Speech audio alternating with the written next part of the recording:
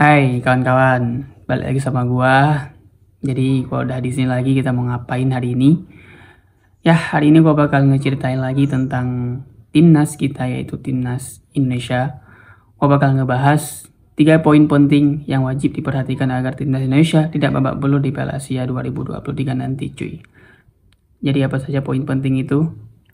Sebelum kita bahas ke pembahasannya, kalian boleh dulu tinggalkan komen di bawah apapun, ya, saran kritik sebanyak-banyaknya, dan like yang pastinya sebanyak-banyaknya juga, dan langganan nih, langganan paling penting. Yuk, yang belum langganan, dan share sebanyak-banyaknya cuy ke teman-teman lu bilang ya, ini ada berita bola, ada channel yang ngebahas tentang bola, dan lu share. Oke. Jadi kalau udah semuanya, kok usah banyak bacot lagi, kita langsung aja ke pembahasan hari ini cuy. Let's check them out bro. Timnas Indonesia sudah menjalani 2 pertandingan uji coba jelang berlaga di Piala Asia 2023. Sayangnya, 2 laga uji coba itu berakhir dengan kekalahan. Yap, benar. Jadi Indonesia sudah menjalani 2 laga uji coba melawan Libya dengan skor yang pertama 4-0 dan yang kedua 2-1. Dan kedua-duanya kalah. Jadi ini gak terlalu, ini gak pengaruh banget. Jadi ini ini bukan laga resmi, ini cuma laga uji coba. Jadi bagi gua ini skor akhir itu bukan jadi poin paling penting. Ini yang poin paling penting di laga uji coba ini adalah permainannya. Gua lihat permainan Indonesia masih kurang, terutama di back sering melakukan blunder. Itu di laga pertama melawan Libya, pemain baru yaitu Justin Hubner melakukan 2 blunder. Dan yang kedua itu melawan Libya juga, yaitu Rizky Ridho melakukan back pass, yaitu bisa dimanfaatkan baik oleh pemain Libya dan berhasil mencetak gol, yaitu lagi-lagi melakukan blunder. Itu gua harap di Piala Asia nanti, di laga resmi nanti, gak ada blunder-blunder kayak gitu, karena kalau nanti melakukan blunder sedikit pun itu bakal habis ya, karena lawan kita ini berat cuy, Jepang sama Irak. Jadi kalau Vietnam seimbang lah gua rasa. Jadi gitu. Timnas Indonesia 2 kali kalah dari Libya. Pada laga pertama, tim Garuda kalah 4-0, sementara pada pertemuan kedua, kekalahan itu mengecil menjadi 2-1. Ya. Jadi dua-duanya kalah. Ya gak apa-apa lah, kita tetap support terus timnas kita, yaitu timnas Indonesia. Kita bakal support, yang penting jangan lo hujat-hujat lah. Kemarin gua lihat Marcelino ya, lo hujat habis-habisan, nih netizen semuanya gak tahu diri, ngehujat, bilang Marcelino goblok lah, gak tahu main bola apa segala. Jangan cuy ya, jangan. Kita ini sebagai supporter ya, gua harap jangan lah kayak gitu. Pemain itu gak mau ya, pemain itu udah berusaha semaksimal mungkin buat menang gitu. Timnas gak mau lah, gak ada pemain yang mau timnya gitu kalah. Mereka udah berusaha semaksimal mungkin cuy. Lu pikir gampang apa main bola di stadion ya kan, dengan penonton yang banyak ya kan, pakai disarankan di TV gitu, gak gampang cuy. Jadi dan Marcelino juga baru pulih dari cedera, dan dia juga pemain yang masih sangat-sangat muda. Jadi jangan cuy, itu naik turun dalam suatu pertandingan itu hal yang biasa lah. Jadi gak usah ujar-ujar berlebihan lah cuy. Oke. Ada satu laga uji coba lagi yang akan dihadapi timnas Indonesia sebelum berlaga di Piala Asia 2023. Yakob Sayuri dan kawan-kawan akan menjalani Iran pada Selasa tanggal 9 bulan 1 2024. Yap, benar. Indonesia sebelum berlaga di Piala Asia nanti bakal melawan Iran. Ini modal yang sangat bagus karena Iran itu merupakan lawan yang sangat berat buat Indonesia. Ini tim besar juga di Asia. Ya, semoga aja lah. Gua harap mainnya rapi, nggak ada blunder-blunder lagi kayak laga kemarin melawan Libya 2 kali. Gua harap mainnya bersih, rapi. Soal kalah itu gak penting lah bagi gua, karena ini cuma laga uji coba. Ini semuanya ini buat ngetes pemain gitu. Jadi buat apa kalau timnas, buat apa gitu laga uji coba gitu kalau mainnya nggak dites gitu. Jadi kalau poin nggak gitu berarti bagi gua, ini cuma laga uji coba. Itu yang paling penting bagi gua. di laga uji coba nanti mainnya bersih, nggak ada blunder buat ke Piala Asia nanti. Jadi gitu yang gue harap. Dengan makin dekatnya Piala Asia 2023, Timnas Indonesia seharusnya sudah jauh lebih siap. Mereka perlu memperhatikan 3 hal jika tak mau menjadi bulan-bulanan di babak grup ajang itu. Benar, mereka harus memperhatikan poin-poin penting. Semoga nggak menjadi bulan-bulanan nanti cuy. Karena ini benar, ini Piala Asia, ini piala ajang paling bergengsi. Jadi sedikit pun nanti kalau nggak fokus, nggak memperhatikan hal-hal yang penting, ini bakal diobok-obok sih sama lawan-lawannya. Karena lawan berat ya, bukan lawan kaleng-kaleng. Jepang ya, Raja Asia, terus Irak dan juga Vietnam. Vietnam ini bukan lawan yang lemah ya. Kita sering kalah sama Vietnam. Jadi kalau Indonesia masih nggak memperhatikan hal-hal kecil ya kan, kayak salah passing, blunder terus, nggak ada komunikasi antar pemain gitu, susah. Jadi gitu. Diketahui timnas Indonesia ada di grup D Piala Asia 2023. Mereka akan bersaing dengan Irak, Jepang, dan Vietnam. Yes. Betul, dengan jarak mungkin seminggu lah mau dimulai Piala Asia. Gua harap Indonesia mainnya lebih baik, lebih rapi. Nanti laga uji coba nanti melawan Iran terakhir, habis itu langsung lanjut Piala Asia. Itu yang paling penting. Jadi gua harap nanti pertama melawan Irak ya. Laga pembuka melawan Irak, gua harap ya minimal imbang lah. Imbang. Ya, jangan kalah, jangan. Gua harap sih imbang.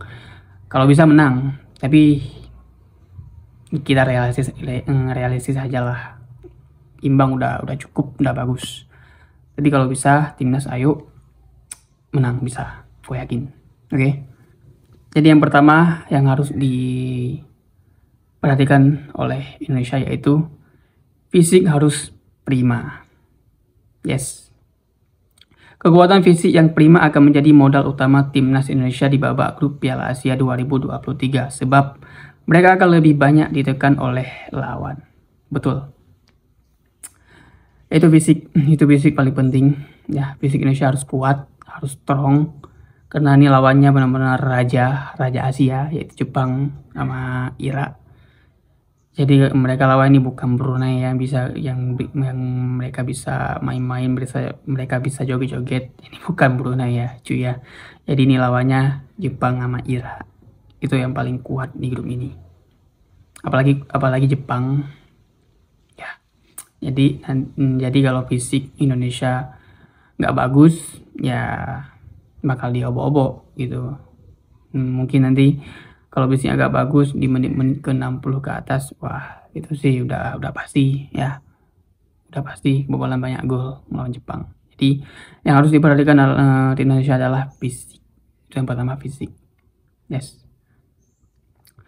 Terutama ketika menghadapi tim seperti Irak atau Jepang. Sementara di atas kertas kedua tim itu levelnya memang cukup jauh di atas timnas Indonesia. Betul. Sangat-sangat jauh dari ranking FIFA aja kita udah kalah jauh sama Irak sama Jepang cuy.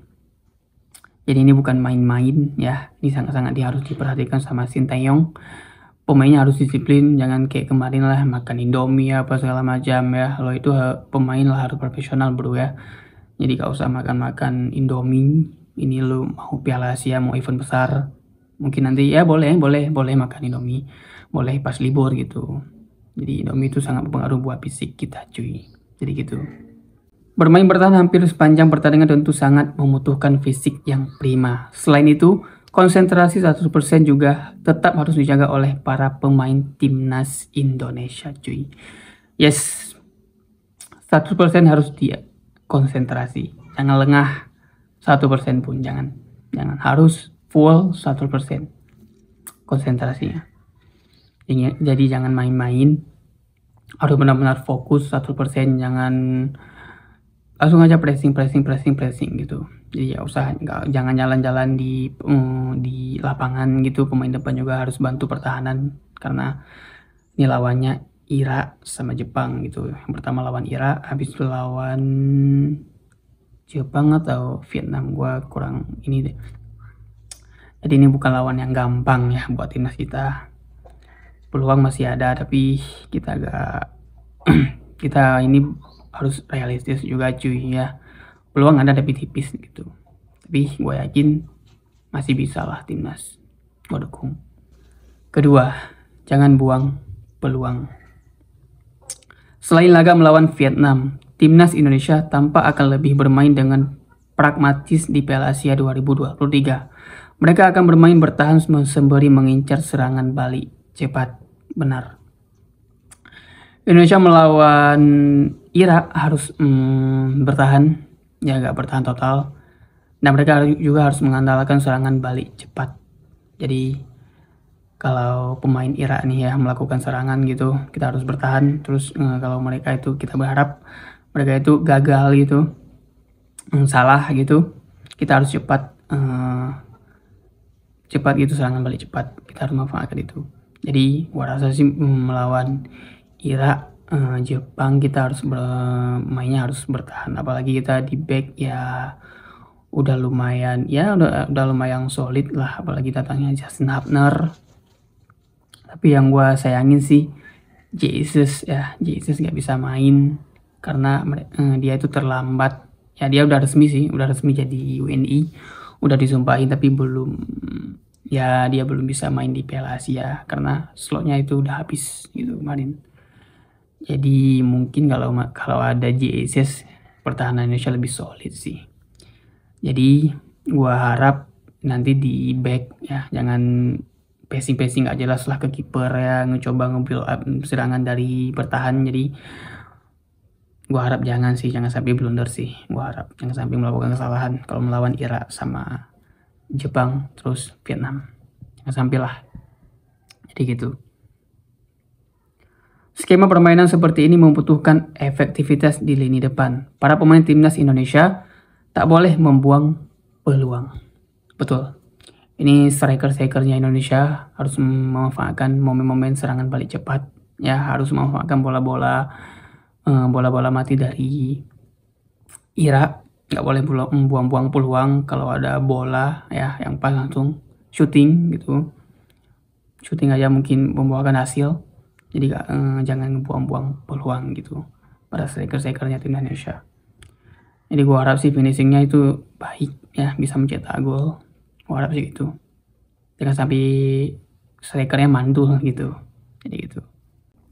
Sayangnya hal itu tampak masih menjadi PR bagi Sintayong. Sebab deretan penyerang yang ia bawa ke Piala Asia 2023 tak cukup meyakinkan.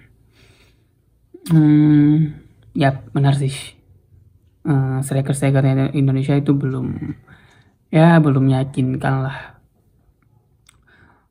Terutama itu si Dendi ya, gue gak tahu kenapa dibawa Dendi padahal performanya itu gak meyakinkan, gak bagus, gak cocok buat Piala Asia.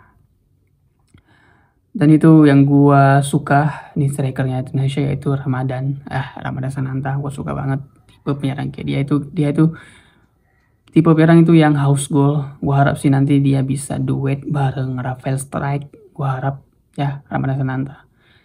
Jangan diduetin sama siapa ya, sama Dimas Derajat. Jangan. Gue harap sih nanti depannya itu diandalkan Ramadan sama Rafael Strike. Gue harap sih gitu cuy. Ketiga, ini yang terakhir, yaitu pantang minder. Satu hal lagi yang perlu diperhatikan timnas Indonesia adalah mereka tak boleh memiliki rasa minder akan berhadapan dengan tim-tim besar Asia seperti Irak atau Jepang. Betul. Gua harap Indonesia gak ada rasa minder sama sekali, gak ada rasa takut yang ngelawan Jepang, Irak sama Vietnam. Gua harap Indonesia mainnya itu yang rapi. Gak ada rasa takut sama sekali, pantang menyerah, hajar terus ya, main rapi, gak ada blunder. Gua harap sih gitu. Ini yang paling penting ya, poin akhir, yaitu pantang minder. Ya gua tahu lawannya itu di atas kita itu lebih baik dari kita, yaitu timnas Irak sama timnas Jepang itu lebih dari kita. Mereka itu benar udah level lebih baik dari kita lah. Jadi gua harap pemain-pemain Indonesia jangan ada rasa minder, jangan ada rasa di pikirannya itu wah ini kita kalah nih lawannya nih Jepang gitu, jangan gua harap jangan gitu. Itu gua harap dalam pikiran Indonesia itu ya kita lawan terus ya, ini sama lawan kita juga nggak ada apalah, sama lah gitu. Gua harap itu sih. Justru ini bisa menjadi kesempatan bagi para pemain timnas Indonesia, akan sangat menarik jika mereka bisa tampil apik dan mengejutkan dua raksasa Asia itu. Betul banget. Jadi ini sangat-sangat menarik kalau pemain Indonesia itu tampil baik melawan mereka di Piala Asia nanti. Ya pemain kita otomatis itu dilirik sama pelatih mereka, mungkin dilirik sama liga mereka yaitu Liga Jepang. Wah ini ada pemain bagus, mungkin nanti bisa ya pemain kita bisa dibeli sama liga-liga Jepang gitu. Jadi ini benar-benar kesempatan yang bagus buat pemain kita gitu untuk menampilkan tajinya gitu di Piala Asia nanti melawan Jepang sama Irak gitu. Jadi itulah 3 poin penting yang harus diperhatikan timnas kita biar gak babak belur di Piala Asia nanti cuy. Jadi kalau menurut kalian poin mana yang paling penting, kalian bisa tinggalkan komen di bawah. Jadi cukup itu pembahasan kita hari ini, pembahasan timnas kita hari ini. Jadi kalau kalian mau gua bahas apa, kalian bisa komen di bawah. Kalian bisa tinggalkan komen di bawah apapun ya, ngebahas berita, gak harus berita timnas, berita luar negeri juga kalian bisa tinggalkan komen di bawah gitu cuy. Jadi ya udah, sampai ketemu di video selanjutnya. Assalamualaikum. Bye bye.